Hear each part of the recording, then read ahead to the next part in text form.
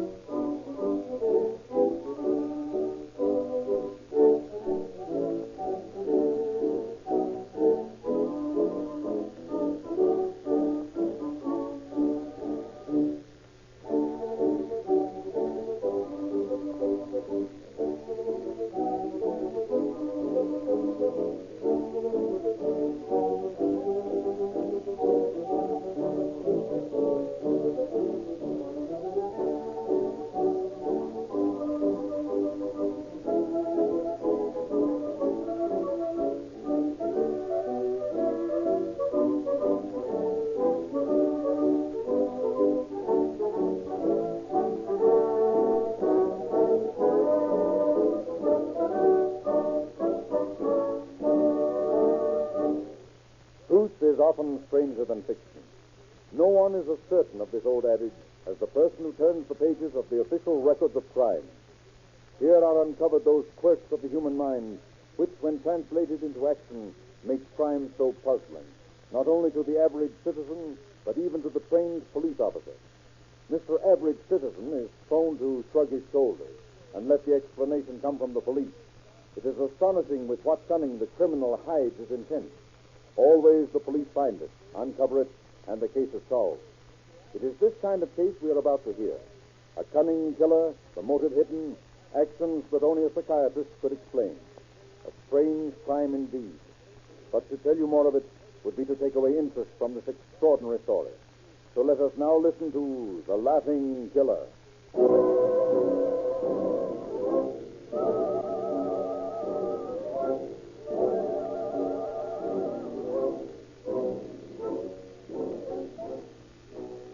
Late afternoon, March 7th, 1936.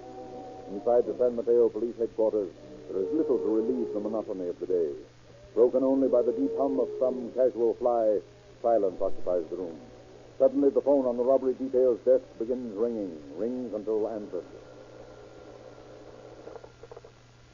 San Mateo Police, robbery detail. Agent Jesse. I've just been held up. Where? Over at the gas station. You know, over here on 3rd and P. Yeah? 3 mugs with guns walked in and took 13 bucks out of the cash register. How long ago was that? Just a few minutes ago. Okay, we'll send someone over. You can tell them all about it. Yeah, they'll be right over. All right, boys. Get on over then. Okay, if you just give us a description of these men and fill out this report, we'll see what we can do for you. Sure. They're all dressed about the same way. All had overcoats. You said something about guns, too, didn't you? Yeah, they all had guns. Notice what kind of gun? Why, no. No, I didn't. What color were their overcoats? Color? Yeah. Well, let me see. I think they were gray. Yes, they were gray. Did you identify them? The men, I mean, if you saw them again. Well, I don't know. Didn't wear masks, did they? No, that is... I don't think so. You don't think so? No, I'm sure they didn't. I couldn't see them very well. Why not? Well, they had their coat collars showing that, high over their faces. Did they wear hats? Yeah. Both of them? Yeah. How about the other?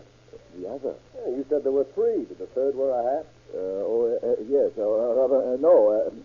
He didn't wear a hat. What did he look like?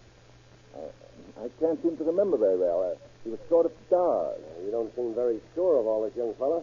First you say there were three of them, and then you say both wore hats. You can't give us a description. You're sure you were held up? Yeah, I was. And what did the men look like? Well, wait a minute. Let me think a bit. Blonde, dark-haired, red-headed, what? They were all sort of dark hair. All three of them? Yeah, I'm sure of that. How could you tell that?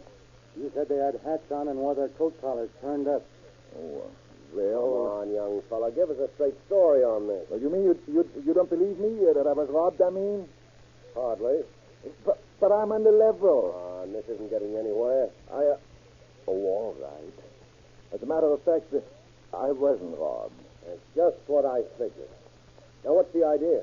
I needed some dough, so I framed this. I only took 13 bucks. You mean you hoped we'd believe that story of yours and spend a lot of time looking for three birds who didn't even exist while you spent the money? Is that it? Well, I didn't care whether you fellas ever looked for them or not. Just so long as I got the 13 bucks. Where do you live? Oh, I acquired a house in Woodside. I live there. What do you mean, acquired? I got it in a trade deal, swapping things around. Where'd you get it from? A woman, Mrs. Ada Friend. She traded it to me for an automobile and some lots up on Skyline Boulevard. Got a deed to it? A deed? Yeah, a certificate of ownership. No, I haven't. I think we'd better take this fellow into the station, Ed. The more he talks, the less I believe. Here, too. Come on, Sells. You're going to take a little ride with us. Oh, listen, can't you boys just sort of forget all this and let me go? I won't pull anything like it again. Not a chance. You've already pulled enough. Matter of fact, I wouldn't be surprised to see the judge give you 30 days for this trick. Come on, put on your hat.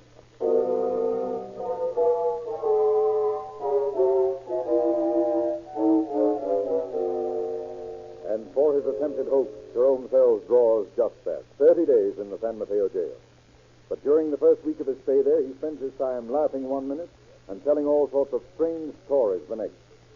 Finally, after 12 days of his sentence have passed, the police call Sheriff McGrath of San Mateo County. Tell him about their storytelling prisoner. His curiosity aroused, Sheriff McGrath decides to have a talk with Sells. Sells, they tell me you've been spinning some tall yarns over at the jailhouse. Is that right? I don't know if you'd call them yarns, Sheriff. What are you in for? Oh, I needed some dough, so I framed little hoax over at the service station. Took some cash out of the till and reported it as a hold. How about this house you talked about, the one in Woodside? I understand you got it through some sort of a trade. Yeah, that's right. What were the details of that trade, Joe? Oh, they're kind of mixed up. Take a long time to say. Oh, that's all right. I've got the time. You think you're in no hurry to get anywhere? Not for a while, anyway. That's him. Well, I got the house from a woman who owned it. It was some property I had up in Oregon and a call for it. Mm-hmm. What was her name, Joe? A friend. Ada Friend. Where is she now? Where is she now? Boy, that's a hot one. Well, what's so funny? Oh, it's just one of those things, Sheriff. She ran up with a Bulgarian army officer. I don't know where she went.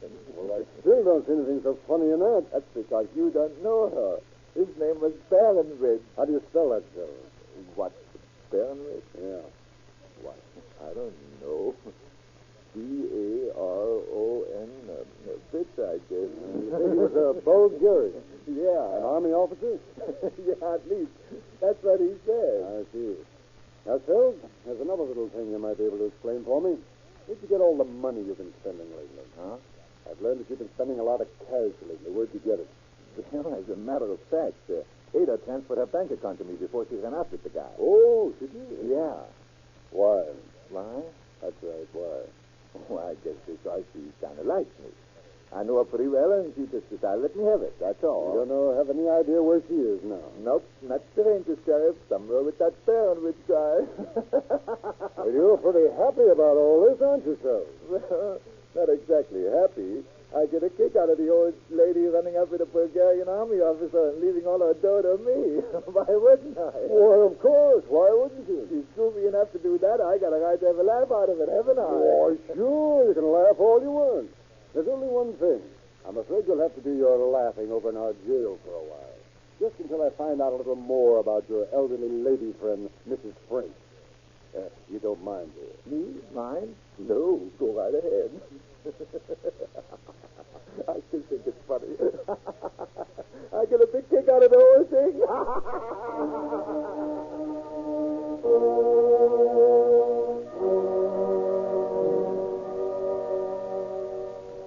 So the mirth-stricken youth is placed in the county jail. And Sheriff McGrath sets out to find out a few more details of his association with the romantic Mrs. French. And accompanied by Deputy Sheriff Thomas Maloney, he questions the neighbors near the Woodside house. No, there never was anybody by the name of French lived around here. There was a Mrs. Ada Rice lived at the place you mentioned, but I never heard of a French.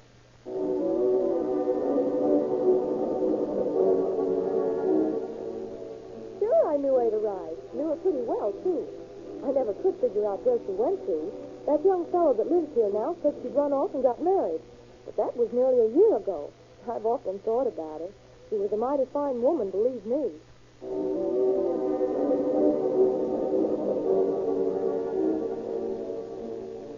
Yes, Sheriff, Mrs. Rice did transfer her bank account to this Fells fella.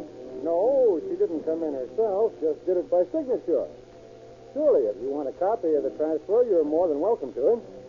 I never did exactly understand the relationship between young Sells and Mrs. Rice, but it wasn't any of my business, so I didn't pay any attention to it.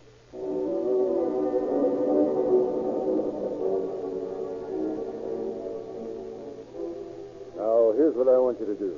This piece of paper has a signature on it. You see here? Ada Rice. Now, here's another piece of paper with the same signature on it. I want you to tell me that they were both made by the same person. Mm-hmm. Okay. No, I wouldn't say that they were made by the same person, Sheriff. This one here is a copy. Fairly good one, too, but not perfect by a long way. That's all I want to know. Come on, Tom. I'm anxious to see what our friend Sells can think up as answers to the questions we found for him.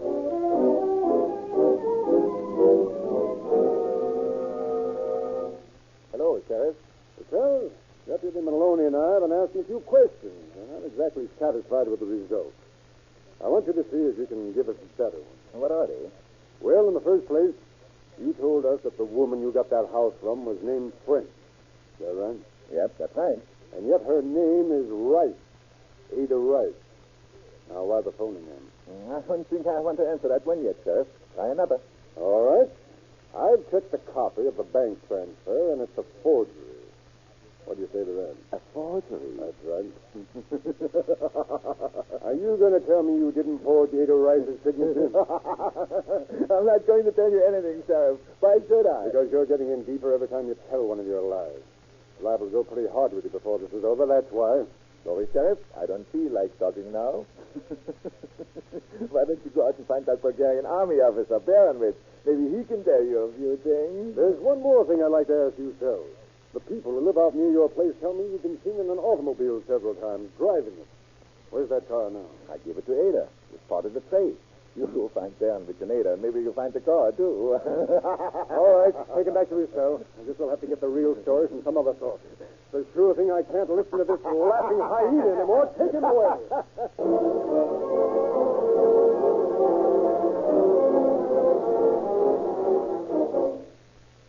Back at the Woodside house, McGrath gets a description of the missing car, has a bulletin sent out to all points to be on the lookout for it, then proceeds to delve into the laughing Jerry Sells' past. 2 days later, a report comes in from Burlingame that the car has been located in a garage there. An immediate check with officials of that city brings to light the fact that it is the same car which several months back had been reported stolen from a Burlingame residence, that the owner had collected insurance on it at that time. And with this added twist to the already puzzling case, McGrath once again faces his prisoner. Once again asks questions. You're in for deep right now, Sells. The sooner you decide to talk, the better it's going to be for you. Now, what about this stolen car business? Well, what about it? Where'd you get it? I didn't. What do you mean by that? You didn't what? I didn't have a stolen car. I told you what happened to mine. Yeah, that and a lot of other things, too. But every time I check on your stories, they turn out to be lies. Oh, come on. Why don't you settle down? Get your feet in the ground. Tell me the straight on all this mess. No. I think I've said enough for a while. I don't feel like saying anything more. Sorry, Sheriff, but that's the way it goes. All right, Sells. Keep on making it tough for us. But you know you're being silly, don't you? Because as long as you refuse to cooperate with us, you're staying right here in jail. All right. You find my friend Baronwich, and then I'll tell you a lot of things. A lot of things you never even thought of. Oh, take him back to jail. I'm getting tired of that laughing.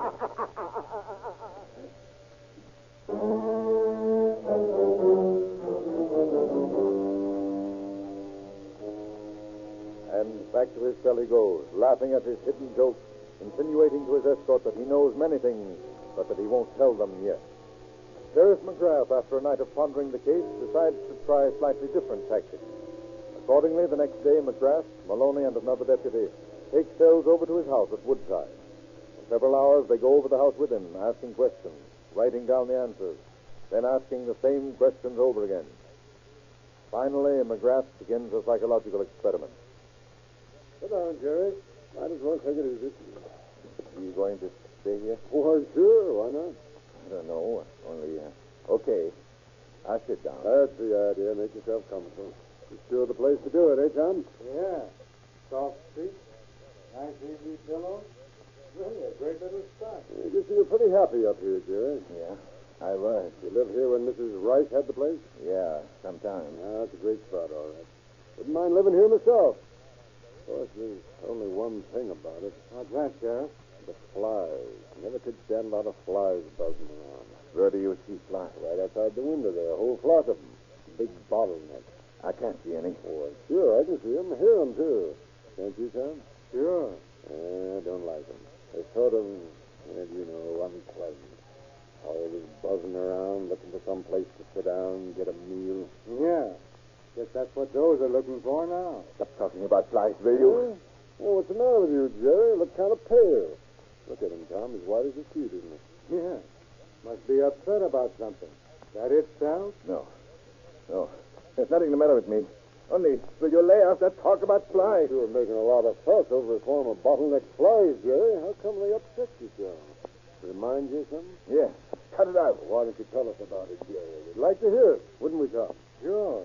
What's so important about a bunch of flies buzzing around, Sal? Please, I can't stand it any longer. Flies never hurt anyone's cells. Not badly, I mean. They just buzz around looking for food, just the same as you or I. Only they're flies. We're not. All right, Sheriff. I'll tell you. I killed her. I killed her right here in this house. Now, will you stop talking about flies? Will you, please? Where was Baronwich when you killed her? Baronwich. He was gone. What did you do with Mrs. Rice's body after you'd murdered her? I can't talk anymore now. I killed her. That's all I can say. Now, will you take me out of here? Take me back to jail. Anywhere. Only let's get out of here. All right, Jerry. We'll take you back to jail. And you'll stay there until you get ready to tell us the whole story. So come on, let's get going. I didn't have any intention of killing Ada. It was a mistake on my part. An awful mistake. You see, Ada used to come into my gas station for gas and oil all the time. She got so she was coming oftener every week. And then she began asking me to go out to the house with her for dinner. Things like that.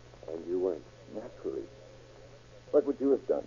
I'm only human, aren't I? She was older, but what difference does it make? All this business has nothing to do with what happened that night anyway. I don't know why I'm telling you about it. Go ahead, Jerry. You can skip the morning to Mr. Jerry. What they want is, how did you kill her? And what did you do with her afterwards? Yeah. I know what you want. I'll tell you. I went out to the house that night. When I got there, it was all dark. Inside the house, it was dark. So I unlocked the door. I had a key by then and went inside. It was so dark I couldn't see anything, and I felt my way along until suddenly I felt something. Someone. I thought it was Baronwich. Go on, Jerry. You thought it was Baronwich. I thought it was Baronwich. And I decided to fix him. So I reached down in the fireplace and grabbed the poker. I could hear someone breathing right near me. And I swung the poker around in a circle. I hit something, and I heard a heavy fall. Then I guess I went a little crazy because I remember kneeling down and beating it some more, until the breathing stopped. Then I turned on the lights, and I discovered my mistake. It was Mrs. Rice. Yeah. She's dead. I killed her by mistake. Where was Baronwich? Baronwich.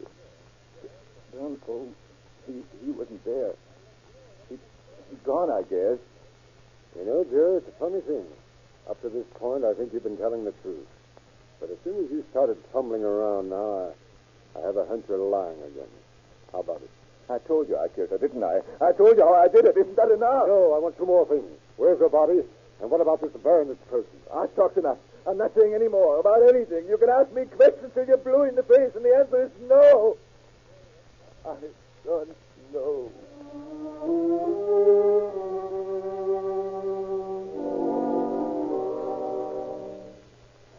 So once again, one moment laughing, one moment serious, Jerome Sells decides to close up, refuses to make any more statements to clarify the ones he has already made.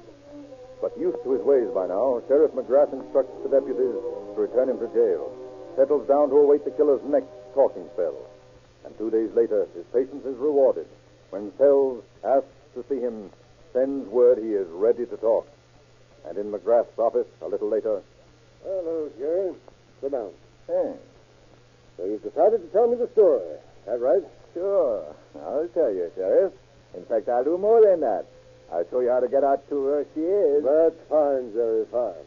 I thought you'd see the light before long. Well, you know me, Sheriff. I've got to be in the mood before I'll talk. There's a stubborn streak in me somewhere, I guess, that makes me as mean as that devil sometimes. I know that only too well by now. I guess you do. Anyway, you'll find her out the Boulder Creek Road, about 11 miles northeast of Saratoga. You're sure she's there? I ought to be. Just before you picked me up, I took her right out there and made sure. Come on. Let's go get her. I need the air.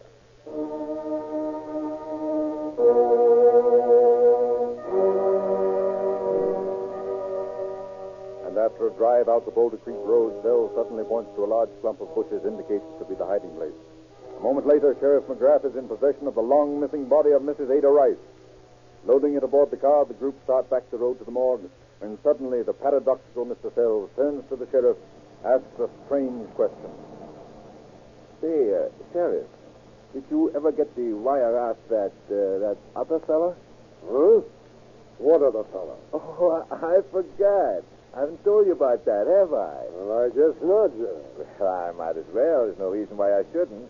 I got that Baronwich guy after all. You mean you killed him, too? Sure, why not? You see, he was in the house the night I killed Ada, and he knew I'd done it. So a little while afterwards, he started calling me up and asking for money. Said he'd turn me in if I didn't raise some cash for him. But I told him to keep out of my way or I'd get him, too, and he stopped calling. You said you killed him.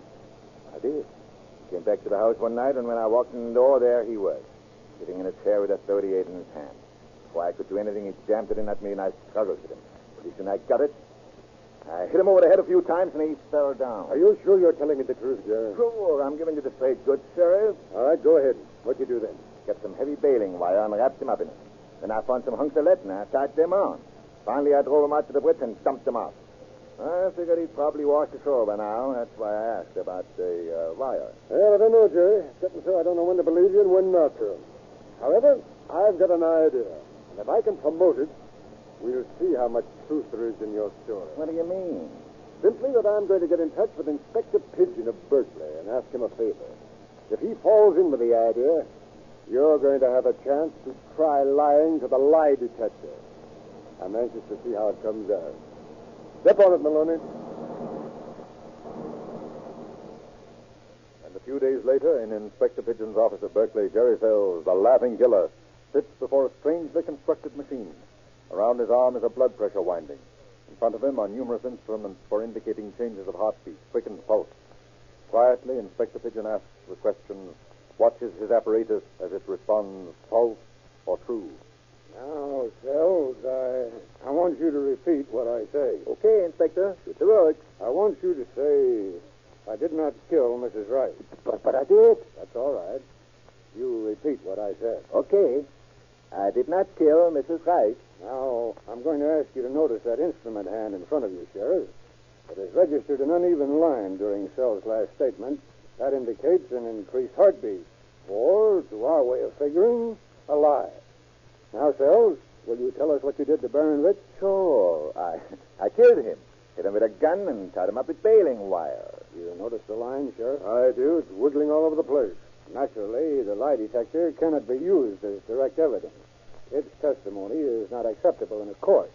But as far as we can go, the detective is telling us that this man is lying. Thanks a lot, Inspector Pigeon. Now, if you'll get Sells out from under that machine, I'll take him back to San Mateo. He's probably lonesome for his jail cell by now. How about it, Jerry?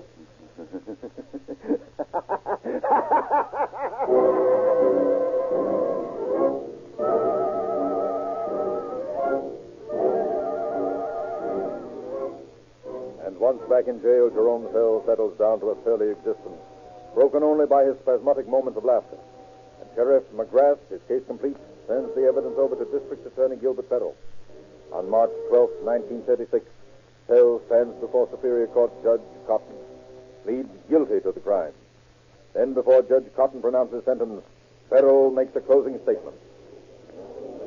Your Honor, at this time, I should like to recommend that the defendant be spared the extreme penalty. He has cooperated with the law throughout this trial. He's pled guilty, therefore saving a great deal of time and money for the county. He's also shown his willingness to cooperate by identifying the body of his victim, Ada Rice. And he's the only man who could have done this due to reasons you already know. However, I ask the court to make certain, if it sees fit to impose a life sentence, to make certain that Jerome Sells will spend the rest of his life in the penitentiary. And the only way to do this is to recommend that there be no parole. Thank you, Your Honor. Jerome Sells, stand and face the court.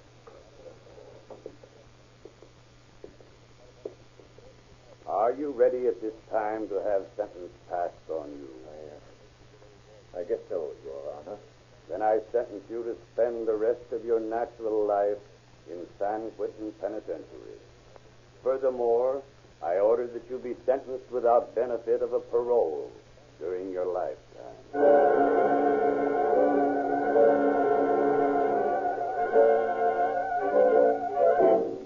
And just 2 months later, from his cell in San Quentin, Jerome Sells turns the final page in his macabre story, brings to a close all conjecture about his second victim. Of course, that was all hooey. I never killed that Bulgarian army officer, Baronwitz. As a matter of fact, there never was any Baronwitz. I just made him up on the spur of the moment. And did I get a lot of laughs out of that? Why, you guys never knew who you were.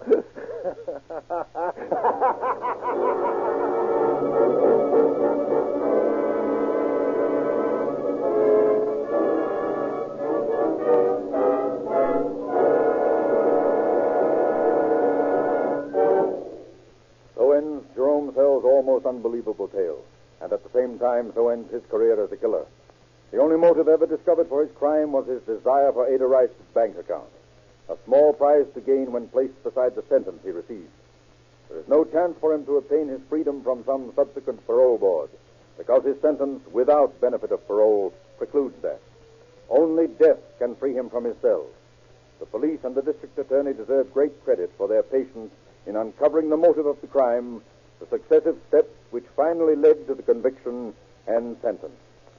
Crime does not pay.